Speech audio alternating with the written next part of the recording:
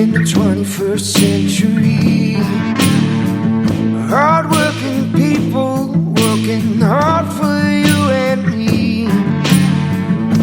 Moving higher, time and time again. Through the years you'll find us here. Moving higher. Hello and welcome to Moving Iron Podcast Markets with Chip Nellinger. Chip is with Blue Reef Agri-Marketing in Morton, Illinois, and this edition of the Moving Iron Podcast is brought to you by Dawson Tire and Wheel, your premier ag tire and wheel provider in North America, helping people grow. TractorZoom, delivering insights, and Dryshod Boots, the official work boot of Moving Iron Podcast. So, with as much of this bullshit that's running around, Chip, I think I need a pair of those Dryshod boots because there's a pile of stuff coming down, whether it's with all these government programs that are coming out. So Tuesday they came out with a pretty robust package of stuff, and just like the PPP thing, they had a here's the basic outline of what you're going to do, and lo and behold, they started changing everything, and this wasn't clear and that wasn't clear, and I don't think they knew what was to do with it. So here we are with the same kind of scenario, I guess. So, can you make heads or tails of Tuesday's big announcement for the CCC and the other CARES package for the agricultural division? Yeah, it is a little bit confusing, and there's some different ways to read between the lines and different opinions, but they are starting to zero in on that. So essentially, on the grain side, it looks like you're going to, now this is, about as simple as you can make it, because it seems like when they do these programs, they lock like 5 engineers in a hotel room and say, don't come out until you have the most convoluted plan. I do not want a simple plan. Yeah. You got to make this like really hard to follow and implement. But it does look like on the grain side, you're going to get paid on up to a maximum of half your crop if it was unpriced as of January 15th. And you're going to get about 60. I shouldn't say about, Casey. I've got it right here. You're going to get 67 cents a bushel on corn on up to half your crop, but then you have to multiply that by 50%. And so essentially, if you had half your crop or more unpriced as of January 15th, you're going to get 65 cents a bushel. 67 cents a bushel on a quarter of your crop. And you're going to get 95 cents a bushel on a quarter of your bean crop, assuming you had half of it unpriced. And on, there was actually a 38-cent payment on wheat as well. So another way of thinking about that is what bushels you have unpriced as of the 15th of January, you're going to get half of that payment. It's one and the same. So that's the way they kept it confusing, is there's that 50% multiplier there. So that's what's in the bin, right? That's what you've got sitting in storage right now, unpriced from the 2019 marketing that's where year. we need a little more guidance as well. Okay. So it's inventory, right? Well, what is inventory? Because you could have a basis contract that the corn is already moved, but it's not fully priced yet. You haven't priced the futures part of that out. Is that inventory? It's unpriced, arguably. So there still needs to be a little bit of guidance from the USDA or the FSA offices on this. So that's still a little bit up in the air, I guess. Okay. So if I were to, I guess, what's the way December contracts were being priced in June and July of 2019? How much unpriced product can there be out there? Well, there's a lot. Okay. There's a lot, but there's also a lot of basis contracts as well, and that's So there's some confusion on whether that is going to count or not, right? Because a lot of that was even going back to fall, right? You can roll a basis contract, so there's still some of that out there that would be left. The bushels were moved in maybe December or January or February, and there's still a lot of unpriced basis contracts against the July futures right now, especially on corn, but probably to a lesser extent on beans. I think there's more corn unpriced and unsold out there than there is beans, but there's a pretty sizable amount, I would say, just talking to different elevators around. Gotcha. But, not all of it's in bins, and so that's where the confusion comes in with this program and, what counts, what doesn't. Yep. For sure, if it's in your bin, or it was in your bin as of January 15th, that definitely counts. But, other types of cash contracts, specifically basis contracts, there's a little bit of gray area on right now. Right on. Okay.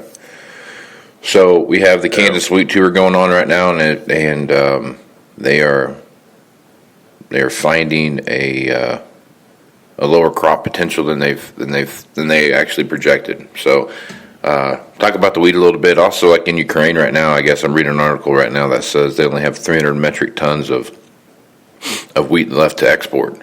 So that's left available for export anyway. So I mean, it sounds like there's some positive.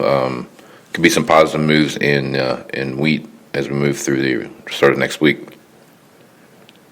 Yeah, and earlier this week, we kind of got hit with some of that. So the market, ran up in on that frost scare in late March, right?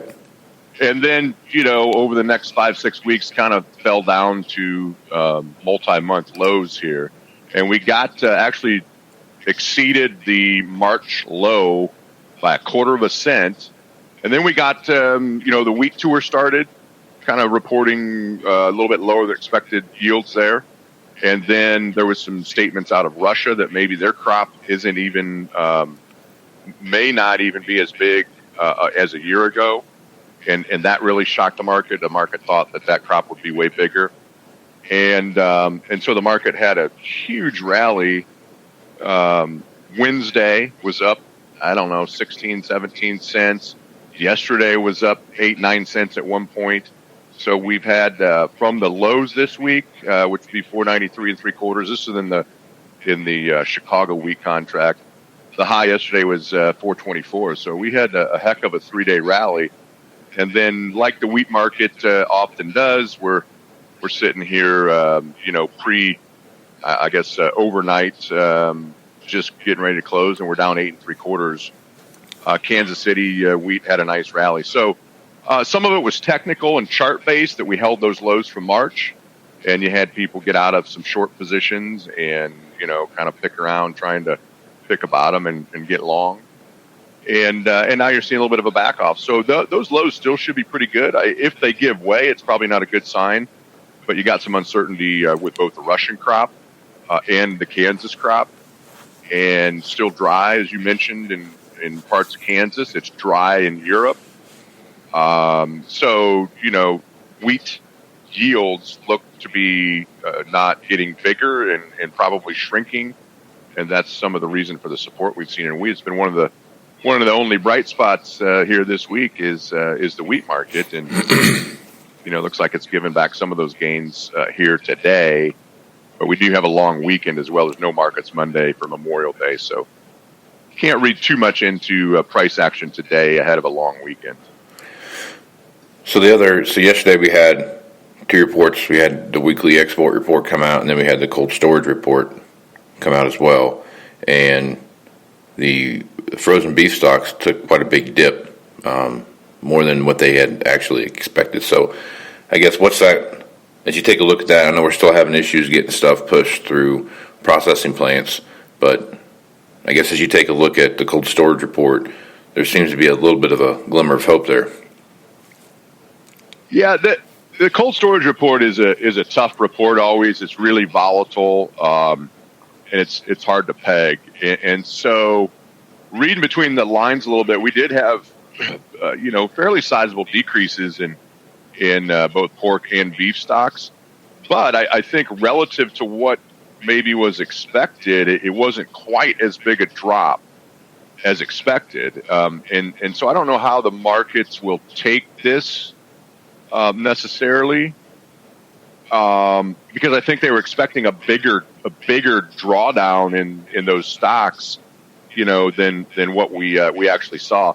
Right. There's a little bit of a lag in it, and sometimes it's that report is just really tough to gauge, and even the reaction to it. So I don't know. Like you said, it's such an uncharted territory that we're in. There's nothing to go back on and say, the last time this happened, prices did this, because it's never happened. Right. We're just trying to find a new equilibrium on. The kills are definitely going up, and plants are, starting to function at a higher capacity now. And, we had basically record beef and pork prices and trouble getting it on the store shelves. And so we're, as the kills have increased, and obviously we drew down some of those stocks out of cold storage to fill the gap. But as those kills have increased and the plants have returned, you've seen, big drops in pork and beef. And so the futures are sitting there saying, where do we go here? It's been pretty volatile in both hogs and cattle. And it probably will be for a while to come. June cattle are sitting here under $99, and the most recent cash trade is at least 115, towards 120 even. So you've got a huge gap between where the June live cattle futures are and where the cash market is. But you still have 5 or 6 weeks left to kind of see that converge and get to where there is a little bit of equilibrium there. So it's going to be an interesting ride in these hog and cattle futures. And you got a cattle on feed report out this afternoon as well. So that'll come after the close, and then you've got a long weekend. So lots of volatility ahead of us, and it's been a real challenge. It's a challenging time for these livestock producers recently. Grain operations, certainly it's not been an easy road, but what a debacle in on the livestock side, hogs and cattle both, and even poultry people. There's not many individual small poultry operations anymore. A lot of that's vertically integrated and corporately owned, big corporations. But the whole ag side has been is searching for some stability. Let's put it that way. Yeah, no kidding about that. So I guess as you take a look back through this week, Wednesday we were 20,000 head off on the cattle on the butcher side, 20,000 head off from where we were this time last year. So we're getting closer, right? Getting closer back to some level of normalcy there, slow but sure type of deal. You got this cold storage report, then you get the cattle and feed thing. Mash those three things together. Do you feel like there could be some upside on the beef market coming up? I do. I think cattle are going to be supported in here just because of the big discount, right? I mean, even if you come down to 110, on the cash cattle trade here over the coming weeks, with the June futures at basically 98.5. There would be some upside there, and certainly pretty limited downside. If the cash markets holds together into the first half of June, and we're sitting here at 120 on the 15th of June, then at least the June live cattle have some upside. The deferreds are where the question is, right? Because it's, we've backed some cattle up, obviously, as these plants have been closed and struggling with capacity issues. So there's a lot of heavy cattle out there that's kind of been backed up.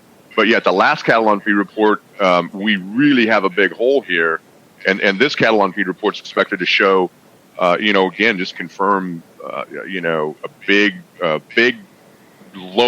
way lower number of cattle on feed than what we've had in many, many years. And so as you go forward, if things were quote unquote normal, pre-virus type environment, I mean, you'd have some reasons to be really friendly on cattle out here in the long run, out in the deferreds, because there's way fewer on feed than we've had in a long, long time. And but what's that mean now? Are these plants going to be able to stay, get closer to running at 100% and stay running at 100%? Are we going to have flare-ups again in the virus? There's so many questions out there, but fundamentally, the cattle market has some reasons, to have some good support underneath of us. But what we don't need is another debacle of what happened before, and big flare-up and multiple plants closing at the same time. So that risk is always out there, right? I mean, we preach about this all the time. You got to have a plan. When you see the rallies, you got to use some of the tools out there, even if it's just a old-fashioned put, just to get some floors out there to keep from a debacle and the massive drop we saw in $75 or $80 cattle futures for no real good reason. So I think there's going to be possibly huge ranges out there, but I think if anything, the cattle market has some reason to feel a little optimistic out there. Hogs, I think we've gone through some liquidation. We've slaughtered a lot of sows, more so than many, many years. I think a couple weeks back, we hit, I think, a 10-year high in sow slaughter. And so I think that there's, that supply is going to tighten up, which we needed it to. We've just been on such an upward growth trajectory in the pork industry for multiple years running, like 3 to 4% increase year after year after year. And so, you get some stability out there, and longer term, I think that the hog market could have some reasons to be a little bit optimistic too. But we're still struggling with a lot of supply here in the short run. And I know there's been some liquidation and sow slaughter and destroying market ready animals because we couldn't get them to the plant, and a lot of disruption there. But still overall big supply. But I think some of this liquidation that we've seen, we will see the effects of that. It just might take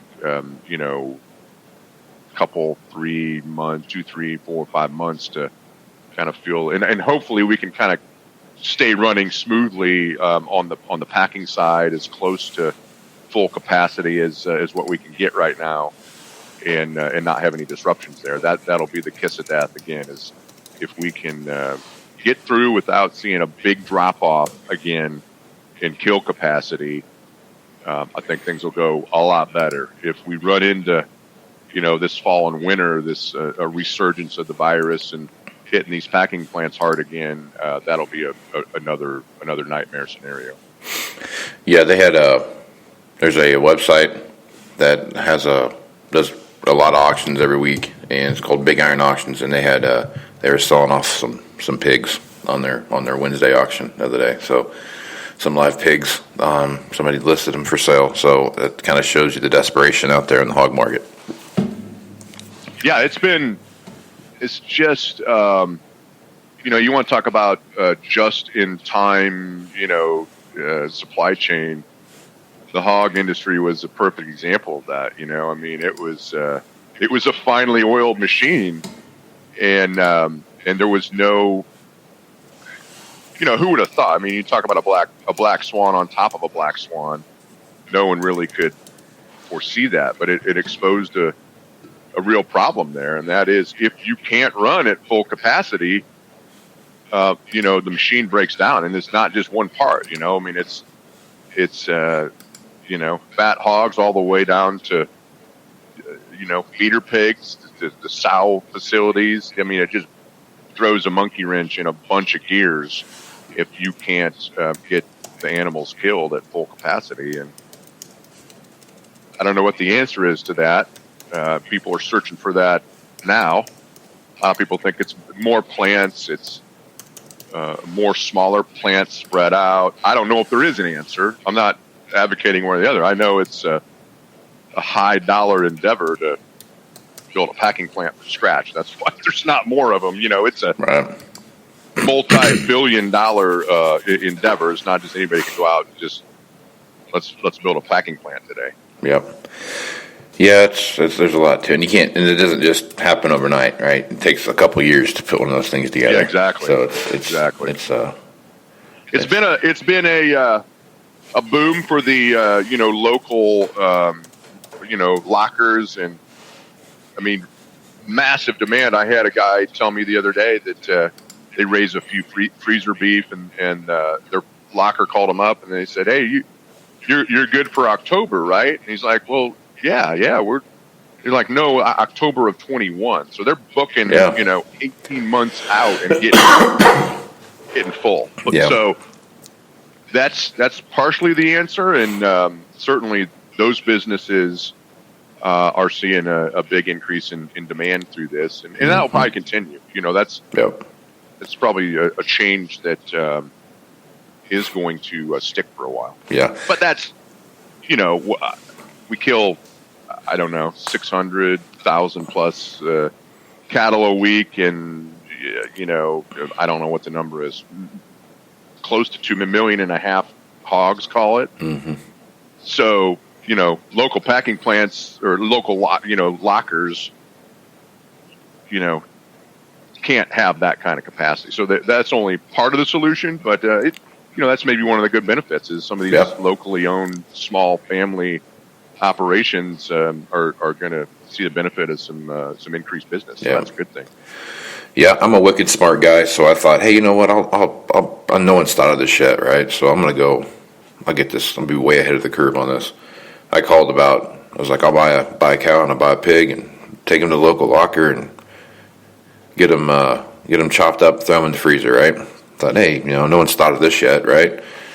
Yeah, it was like February or March before I was going to get either one of them. so I guess I'm not as smart as I thought I was. So you got tied up to the tree in the backyard then? I asked the guy, like, what am I going to do with this? If I get a cow, what do I do with it? And he's like, I don't know. But don't bring it here till February. So, well, you could be like my kids, and there's probably some truth to this. They think you can learn anything from YouTube. So you just get on there and you just do it yourself. Yeah, I could just throw it in the backyard. I'm sure my wooden privacy fence will fare well with a cow and a pig running around back there.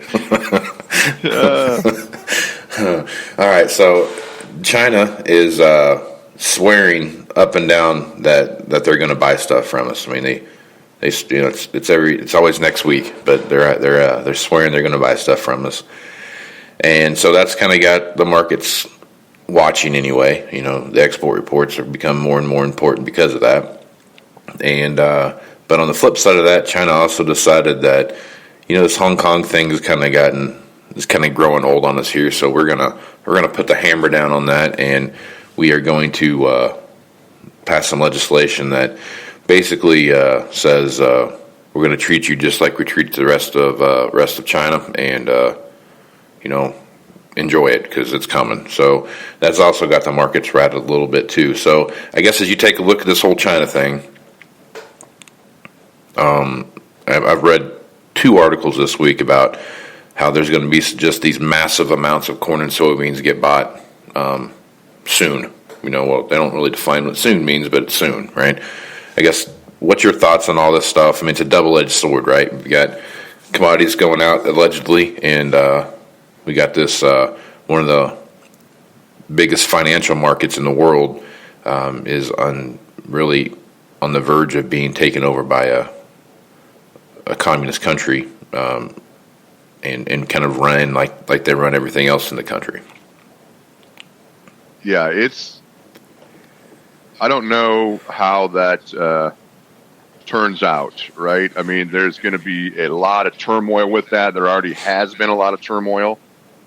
The markets there's a lot of tough talk and kind of a war of words going on right now, not only between President Trump in China, but other countries in the world in China because of their handling of or mishandling of the virus issue.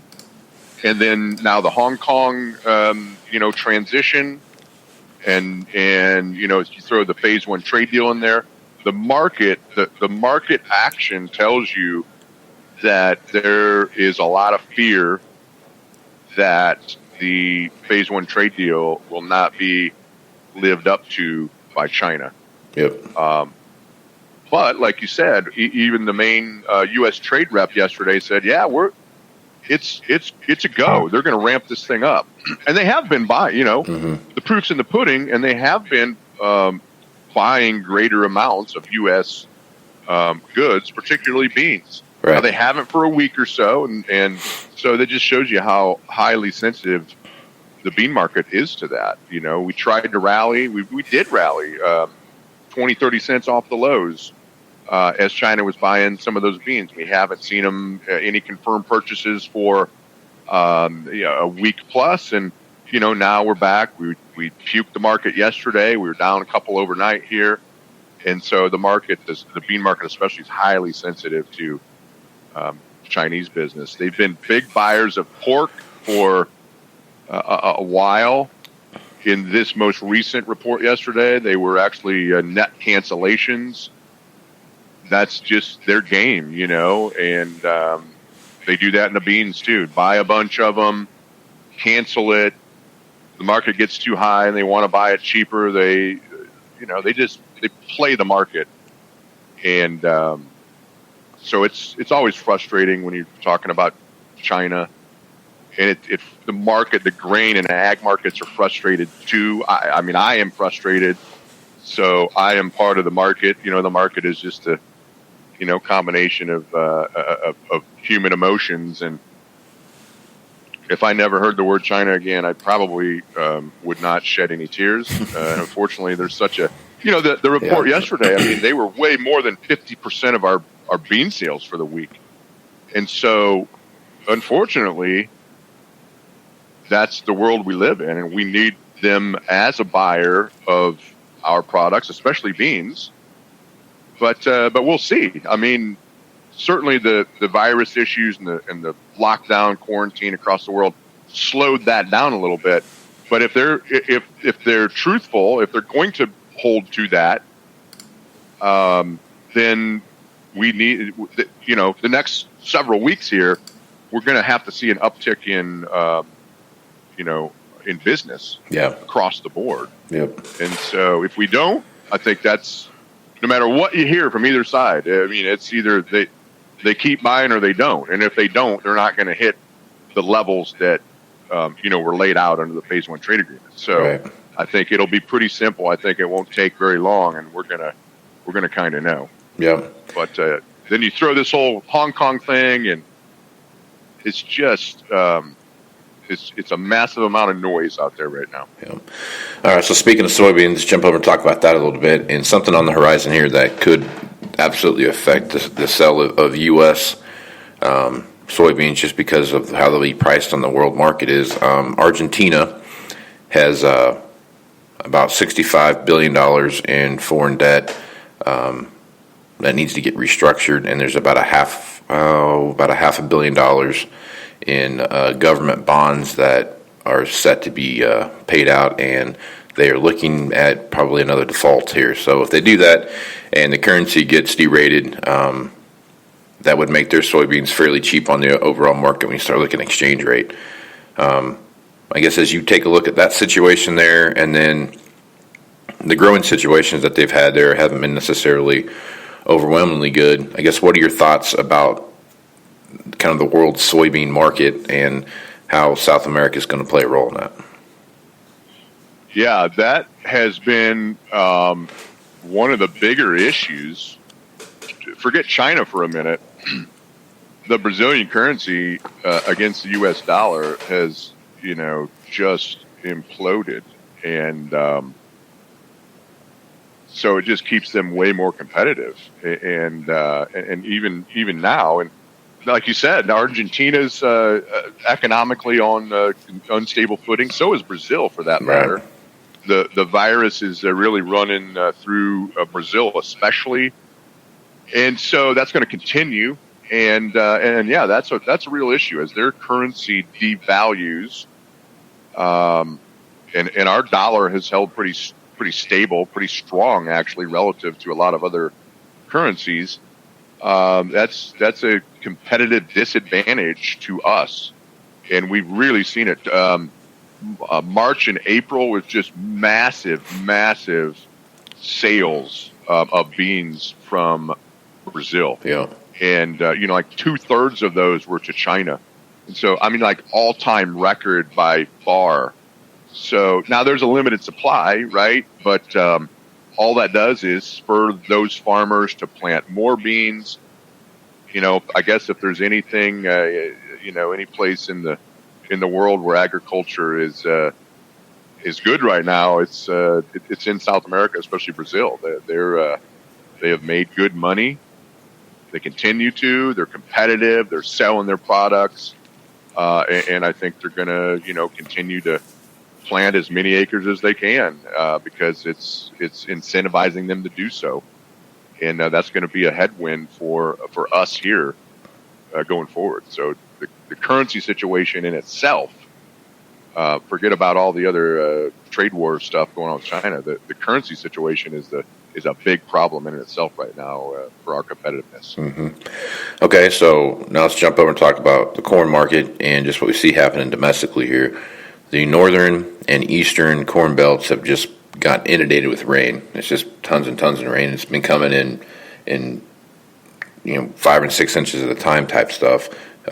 Dams are breaking all over the place and those kind of things. So haven't really heard too many planting delays. I mean, obviously there's planting delays where it's really, really wet. But in Iowa, Illinois, and Indiana, for the most part, it feels like there's been some decent planting action going on there. So I guess as we start rolling through the kind of coming to the end of planting season here, what are your thoughts on the corn market and acres planted?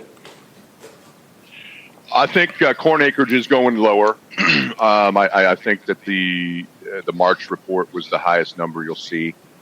In the South, it got too wet and too late. Yeah, and you definitely saw some acres switched down there away from corn. North Dakota, there's just no way. I think their crop insurance prevent plant date is the 25th, which that's Monday, I guess. And like you said, there's still like 5-6% of the crop from last year in the field in North Dakota, right. And very little planted. So there's going to be a large amount of prevent plant in North Dakota. It could be just my opinion. It's not very scientific. It could be a couple million, 1.5 million to 3 million, probably pretty easily of corn prevent plants in North Dakota. And the other thing is, and this doesn't matter necessarily. It won't matter till the combines roll. But the Eastern Corn Belt is certainly. We had an early start. For as early a start as we had over here, it's quickly turning into not an exact repeat of last year, but we've had a lot of rain. The sun hasn't been out literally for 7 or 8 days here. It's cool supposed to finally get to 80 tomorrow, but a lot of the past several days, we barely cracked 60 degrees, low 60s for a high, tons of rain. A lot of what was in the ground has emergence issues. There's a lot of seed in the ground and then got, from 5 to 10 inches plus of rain on it over a week or 10 days, sitting in cold, wet conditions. So there's probably going to be some replant issues, and there's still some crop left to plant, and we need several more dry days. With this 80-degree temperature come Saturday, we got an 80% chance of rain again. It's not ideal. I mean, it's not a perfect start over here in the Eastern Corn Belt again. And after last year, market doesn't care about that. Right.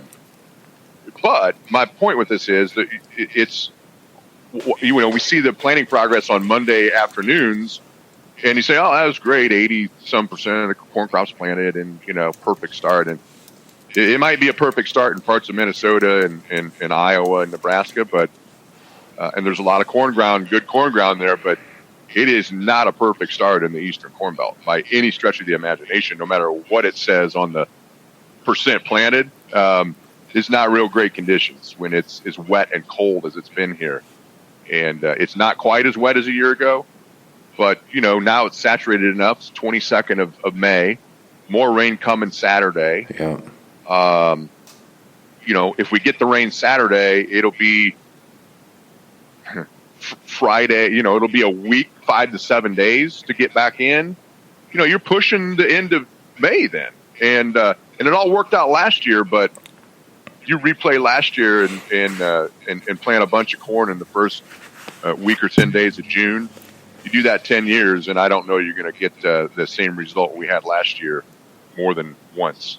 Right. But, we may test that theory again this year in some areas. Yeah. Well, good stuff as usual, Chip. Plenty of stuff going on here, and there's a million reasons why you need to be adjusting your plan right now based on all the stuff we talked about at the beginning of the podcast with government payments and what we just see happening in the world. So if folks are working on one or need help getting one started, what's the best way to get a hold of you? Yeah, best way is just call our office, 309-550-7213. We'd love to chat with you. Lots of stuff going on, and no reason at all to stick your head in the sand because even though that's sometimes the easiest, is just not worry about the markets right now. But even though we're grinding sideways in these grains, crop insurance is a consideration. You got to have a plan and know what the next course of action is, no matter which way the market breaks. Absolutely. All right. Well, I'm Casey Seymour with Moving Iron Podcasts. Make sure you check me out at movingironllc.com for all the latest stuff considering moving iron. Got a Moving Iron Summit coming up here in Nashville, Tennessee, September 1 through 3. Also, check me out on Facebook, Twitter, and Instagram at Moving Iron LLC. Also, check out the Global Ag Network and all the great podcasters out there as well. So, I guess for Chip Nellinger, I'm Casey Seymour. Let's go move some iron, folks. Out. Moving iron in the 21st century. Hard-working people working hard for you and me. Moving iron time and time again. Through the years you'll find us here.